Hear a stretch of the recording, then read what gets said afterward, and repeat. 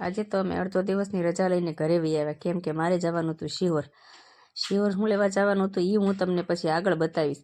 એટલે જો આવી રીતે અમે તૈયાર થઈ ગયા, આવીને નાઈને કમ્પ્લીટ થઈ ગયા અને થેલીને બધું તૈયાર કરી નાખ્યું ને પછી આપણે નીકળી ગયા શિહોર જવા માટે.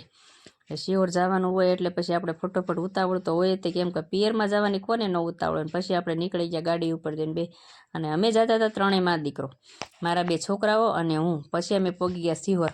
એટલે ન્યા ગયા ને એટલે અમે શું લેવા ગયા હતા એ હું તમને હવે કહું છું. આ ભાઈ રહ્યો ને નાનો અમારો દીકરો હોય એની ખબર પૂછવા ગયા હતા. એ છે મારો ભત્રીજો, મારા ભાઈનો છોકરો. એટલે એને છે ને તબિયત બગડી ગઈ હતી, મને મળ્યા સમાચાર કાલે. એટલે મારે જાય વગર હાલે નહીં, કેમ કે આપણે તો જવું જ પડે. એટલે આપણે પહોંચી ગયા શિહોર. ને પછી અહીંયા છે ને બેઠા હતા બધાએ, અને પછી બધાને મળ્યા અને પછી અમે શાંતિથી આવી રીતે મેં વાતો કરવાની તૈયારી કરતા હતા. પણ અહીંયા મારા બા આવું ભાજીને એવું સુધારતા હતા મેથીની. તે મેં શું કરો છો માં? તો મને કે જો ને ભાજી સુધારું છું. મેં કીધું ઠેક. પછી આપણે સુધારવા બેસવાનું હતું, પણ આમથી આવી ગયા મારા ભાભી તે કે તમે બેઠો મીનાબેન, હું સુધારાવ. મેં સરસ લ્યો.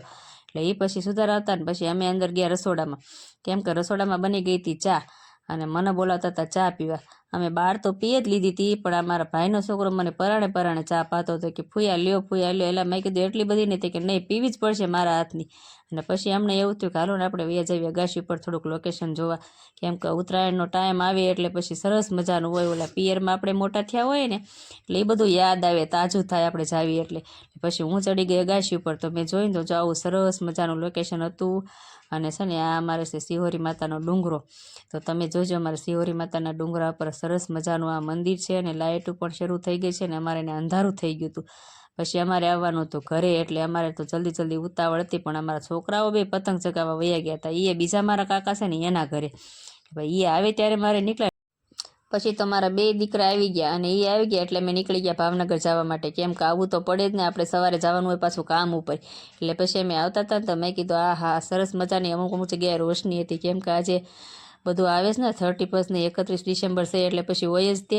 અને પછી અમે નીકળી ગયા ત્યાંથી જલચટ ઘર ભેગા થઈ ગયા. ફાસ્ટ ગાડી હાંકી દીધી, કેમ કે બહુ મોડું થતું ને આવીને અમારે બનાવવાની હતી રસોઈ. એટલે આપણે ફટોફટ આવું બધું જેકેટ ને કાઢીને રસોઈ બનાવવાનું હાથમાં લઈ લીધું. તો આવજો, બાય બાય, ટાટા.